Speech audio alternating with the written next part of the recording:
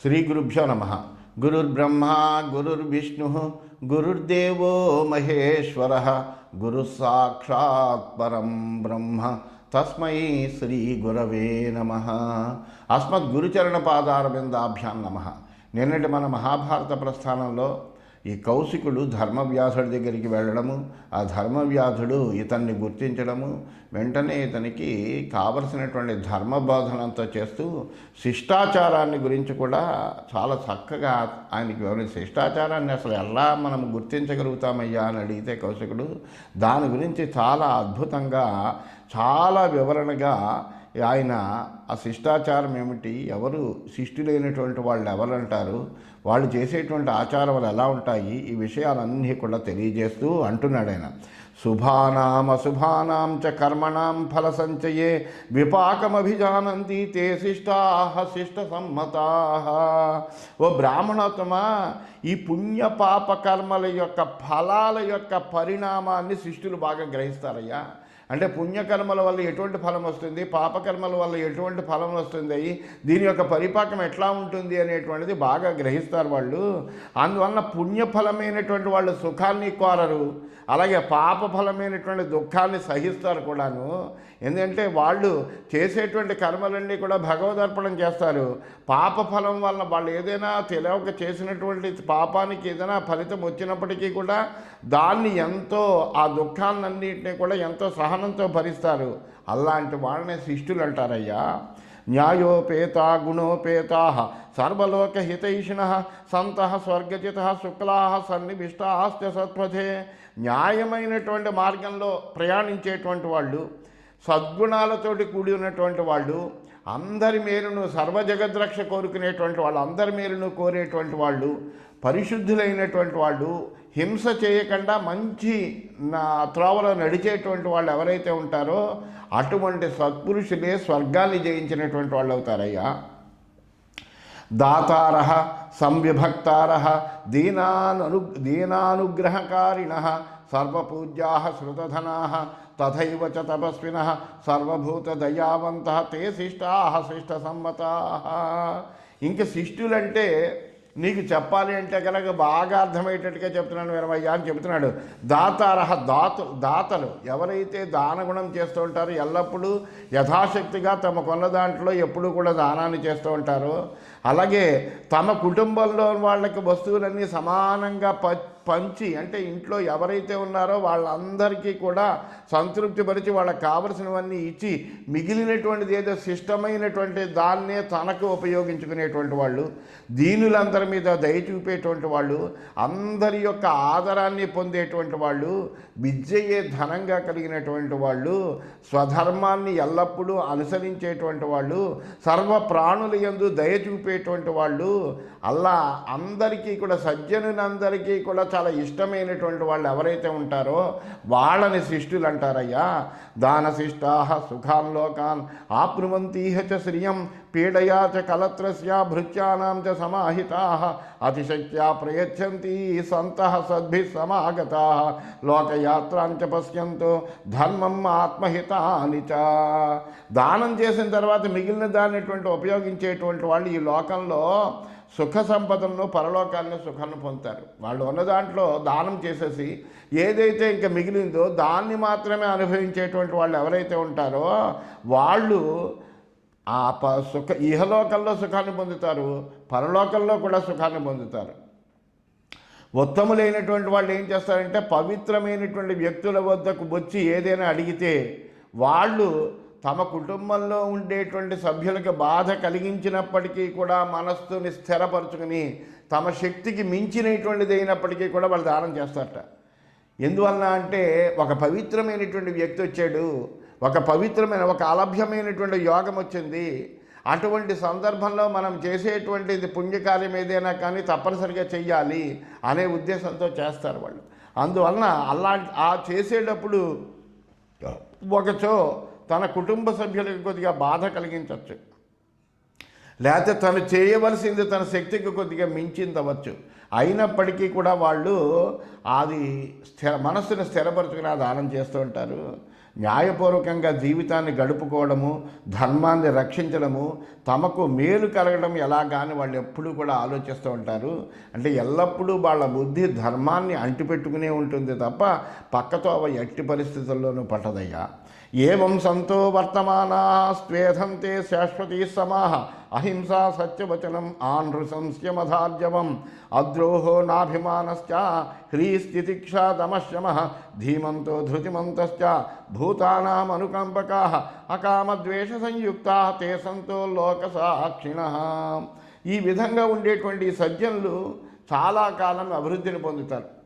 అహింస ఆచరించేటువంటి వాళ్ళు, అలాగే సత్యాన్ని చెప్పేటువంటి వాళ్ళు, మార్దవము రుజుప్రవర్తన కలిగి ఎవ్వరికి కీడు చెయ్యనటువంటి వాళ్ళు, అహంకారం లేనటువంటి వాళ్ళు, సిగ్గు ఓర్పు దమము శమము కూడా కలిగినటువంటి వాళ్ళు, బుద్ధిమంతులు, సంతుష్టులైనటువంటి వాళ్ళు, ప్రాణులందరి మీద కూడా దయ చూపేటువంటి వాళ్ళు, కామము ద్వేషము లేనటువంటి వాళ్ళు, ఇటువంటి సజ్జనులు జనాలందరికీ కూడా చాలా ప్రమాణంగా ఉంటారు. వాళ్ళు అందరికీ కూడా ప్రమాణభూతంగా ఉంటారు. త్రీణ్యేవతు పదాన్యాహు సతామ్రతమనుత్తమం నచైవ దృహ్యేద్ద్యాచ సత్యం చైవ సదా వదేత్. ఎవ్వరికి ద్రోహం చేయకూడదు ఎప్పుడు కూడా.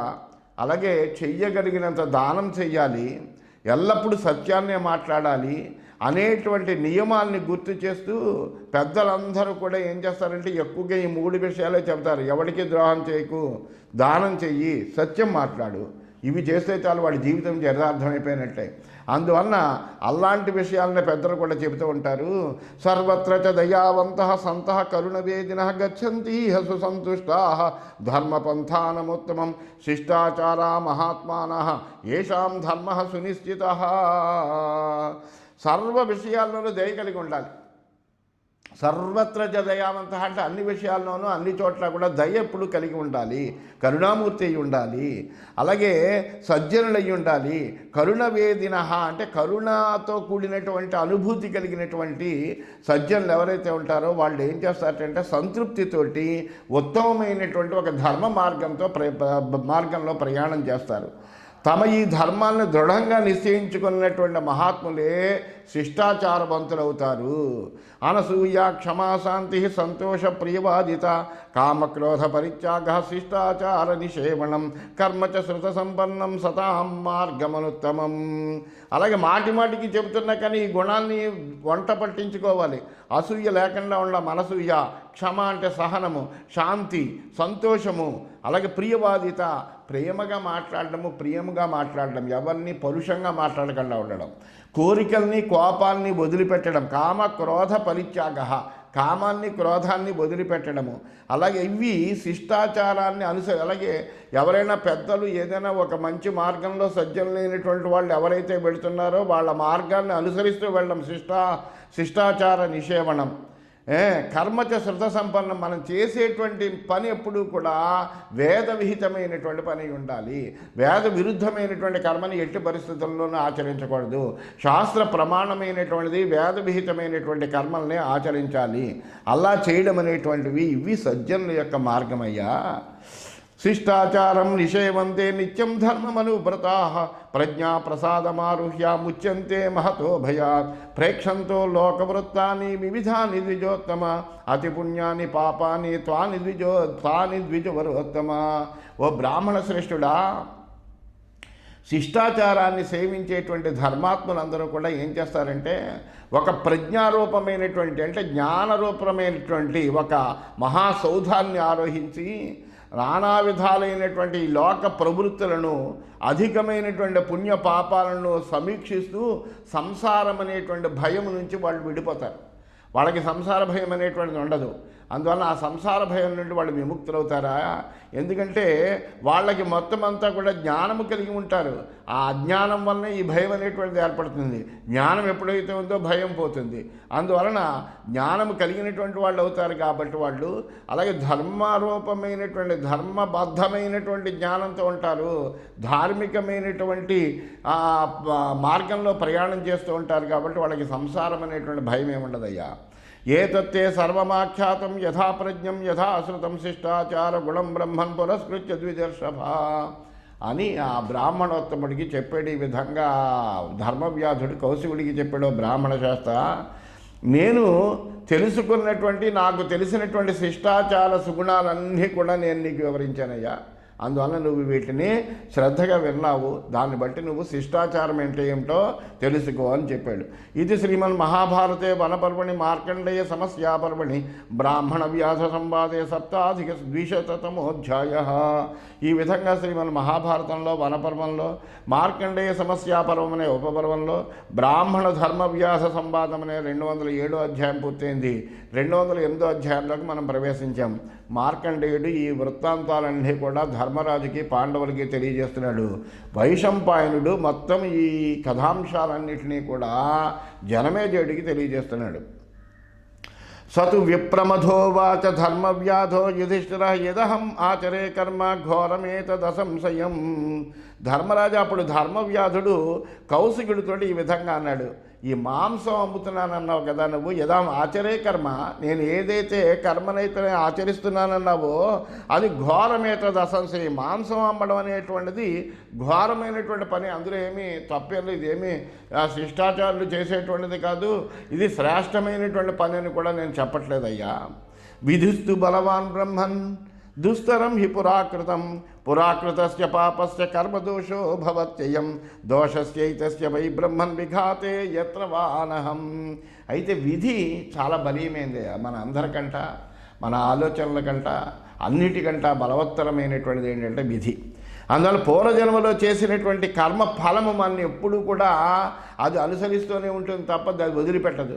అందువల్ల పూర్వజన్మలో చేసినటువంటి ఆ కర్మఫలాన్ని అతిక్రమించడం అనేటువంటిది కూడా చాలా కష్టము.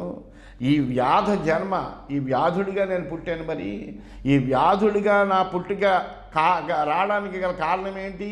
నా పూర్వజన్మలో నేను చేసినటువంటి పాపఫలం. లేకపోతే నేను ఒక హాయిగా బ్రాహ్మణ కుటుంబంలోనే పుట్టి ఉండేవాడిని కదా. అందువల్ల ఆ కర్మ యొక్క ఫలాన్ని నేను అనుభవించాలని వ్యాధుడిగా పుట్టాను. ఈ దోషాన్ని ఇప్పుడు పోగొట్టుకోవడానికి నేను ప్రయత్నం చేస్తున్నానయ్యా. ఈ కొద్దిగా హీనమైనటువంటి జన్మ నాకు వచ్చింది. ఈ వచ్చినటువంటిది పూర్వజన్మలో చేసుకున్నటువంటి కర్మ పాకం వల్ల వచ్చింది. అందువల్ల దీన్ని నేను పోగొట్టుకోవడానికి ప్రయత్నం చేస్తున్నానయ్యా. విధినాహి హితే పూర్వం నిమిత్తం ఘాతకో భవేత్. ఒక ప్రాణికి బ్రహ్మ పూర్వమ మృత్యువుని నిర్ణయిస్తాడు, అప్పుడు కసాయివాడ జంతువు మరణానికి కారణమవుతాడు. అంతేకాని ఎవరికైనా ఆయుర్దాయం ఉండగా ఏ ఒక్కడు చంపలేడు అవన్నీ కూడాను. అందువలన ఆ జంతువులకు కూడా బ్రహ్మ ఆ పుట్టినప్పుడే దాని యొక్క రాత రాసేస్తాడు, దాని యొక్క మరణం ఎలా ఉంటుందో రాసేస్తాడు. అయితే దాని మరణానికి కసాయివాడు ఎవడైతే ఉన్నాడో వీడి చేతిలో చస్తుంది కదా, అది వీడి నిమిత్తం అవుతాడు. ఎందుకంటే ఏదో రకంగా దాని మరణం అనేటువంటిది అప్పుడు తథ్యమే, వీడు నిమిత్తం, వీడు చేయవలసిందిగా వీడికి కర్మఫలం అలా ఉంది. అందువలన కేవలము నిమిత్తభూతులు అవుతారు. నిమిత్తభూతాహి వయం కర్మణోస్య ద్విజోత్తమ ఏషాం హతానాం మాంసాని విక్రీణామిహ వై ద్విజ తేషామవి భవేద్ధర్మ ఉపయోగేన భక్షణే దేవతాది భృత్యానాం పితॄణాం చాపి పూజనం. అయితే ఏ పనులైనా ఆచరించేటప్పుడు ఆ పనుల్లో మానవులందరూ కూడా నిమిత్తమాత్రులే అవుతారు. ధర్మ సూక్ష్మంగా మనం ఆలోచిస్తే కనుక ఇతరులు చంపినటువంటి వాటి మాంసాన్ని నేను ఇక్కడ అమ్ముతున్నాను. బతికి ఉన్నప్పుడు ఆ జంతువులను యాగంలో వినియోగించి శేషం భక్షిస్తే కనుక ధర్మమే అవుతుంది కదా. మాంసభక్షణం మాత్రం ధర్మం కాదు.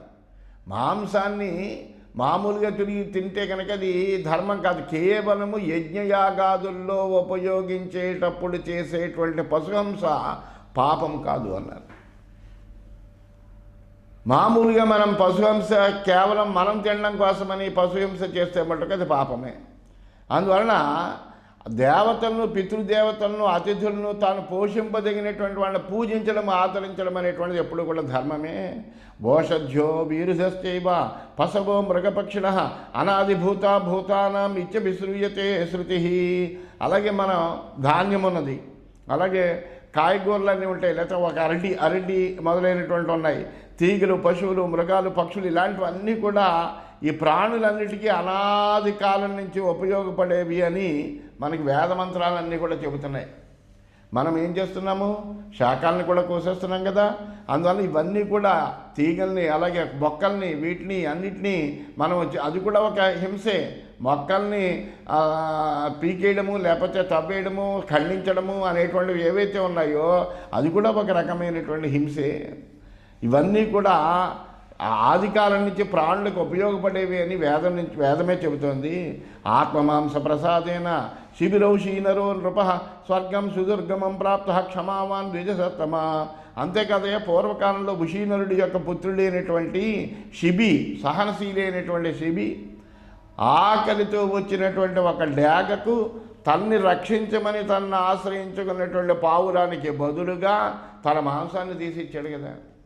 అప్పుడు మాంసాన్ని కోసి తన శరీరం నుంచైనా మాంసాన్ని కోసి ఆ డ్యాగకి ఇచ్చేడు అంటే కనుక ఇక్కడ హింస అనేటువంటిది చేసినట్టే కదా.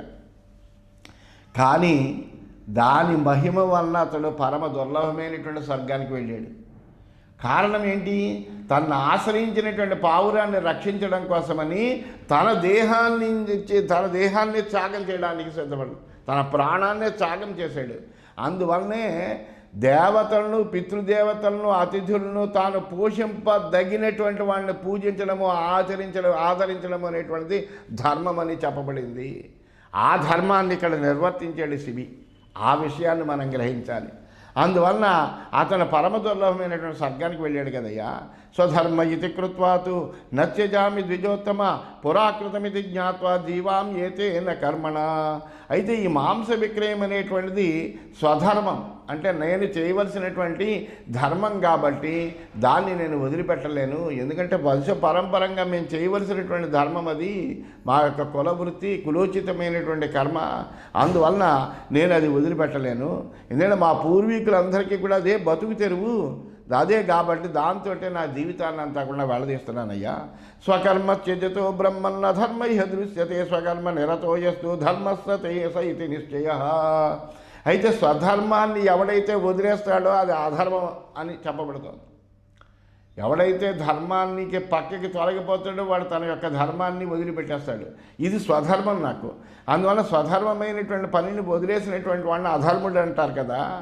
అలాగే కర్తవ్య తత్పరుడే, తాను చేయవలసినటువంటి పనిని విధిగా ఆచరించేటువంటి వాడు ధర్మాత్ముడని కూడా లోక నిర్ణయం కదా. పూర్వం హి విహితం కర్మ దేహినం న విముంచతి ధాత్రా విధేయం దృష్ట బహుధా కర్మ నిర్ణయే. అందువలన పూర్వజన్మలో చేసినటువంటి కర్మ ఎప్పుడూ కూడా ఆ జీవుణ్ణి వదలదు, నీడలా పట్టుకునే ఉంటుంది.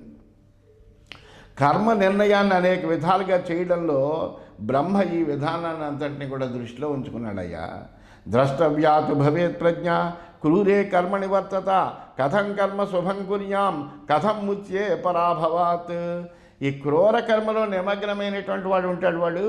వాడు నేను ఏ మంచి పనిని ఎలా చెయ్యాలి, ఈ పాపకర్మ నుంచి ఎట్లా విముక్తుడిని అవుతాను అని ఎప్పుడు ఆలోచన చేస్తూ ఉండాలి. తాను ఒకవేళ క్రూర కర్మ చేస్తున్నప్పటికీ కూడా అయ్యో నేను చేసేటువంటి క్రూర కర్మ నుంచి ఎప్పుడు విడుదలవుతాను, అలాగే ఈ క్రూర కర్మ వలన కలిగినటువంటి ఈ పాపాన్ని పోగొట్టుకోవడానికి నేను ఎటువంటి ప్రాయశ్చిత్తం చేసుకోవాలి, ఎటువంటి ధర్మాన్ని ఆశ్రయించాలి అనే ఆలోచన నిరంతరము కూడా ఉండాలి వాడికి.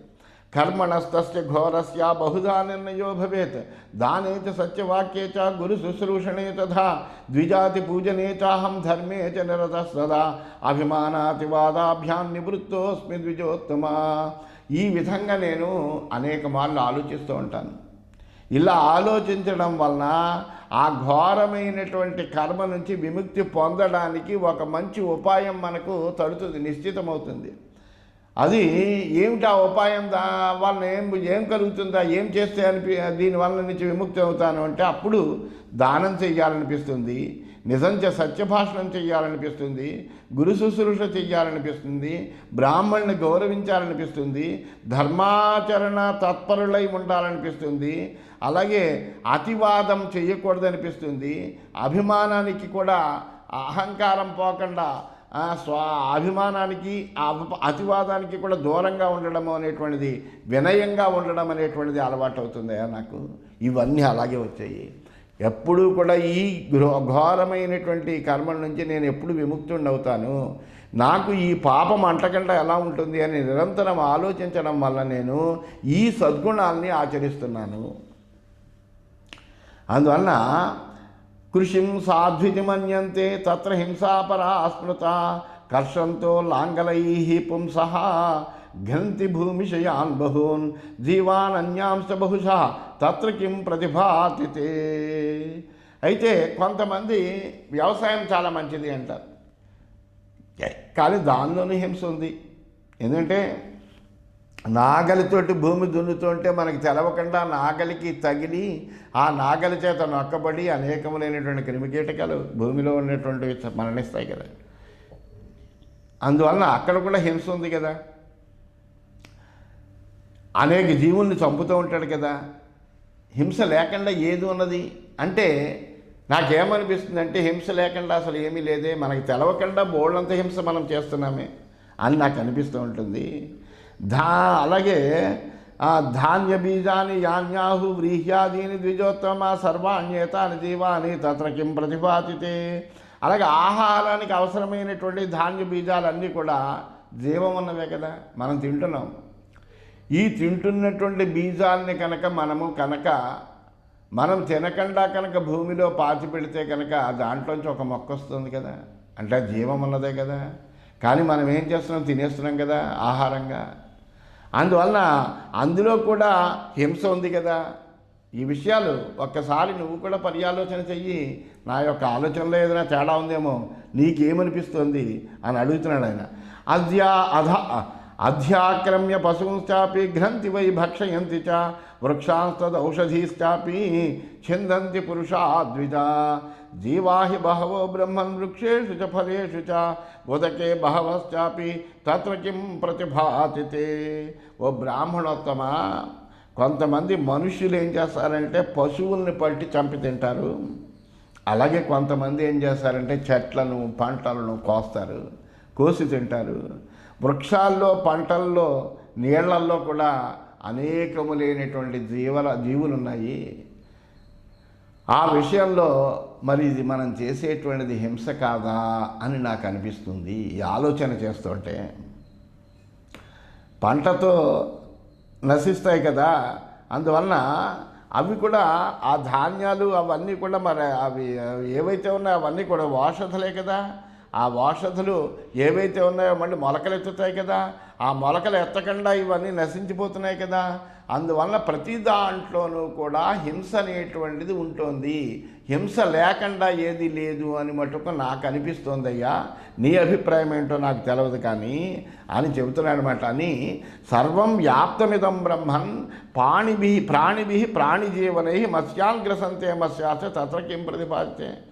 జీవుల్ని జీవించేటువంటి ప్రాణులతో ఈ జగత్తంతా కూడా వ్యాప్తమై ఉంది. చేపలు ఉన్నాయి, పెద్ద చేప ఏం చేస్తుంది, చిన్న చేపను తింటూ ఉంటుంది.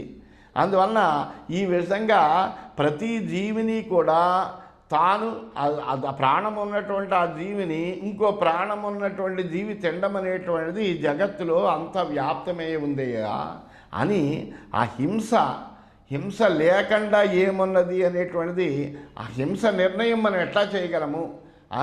ఇదంతా కూడా మనం చేసేటువంటిది అంతా కూడా హింసే కదా అని చాలా అద్భుతంగా విశ్లేషణ చేస్తూ ధర్మవ్యాధుడు ఆ కౌశికుడికి తెలియజేస్తున్నాడని తెలియజేస్తూ స్వస్తి.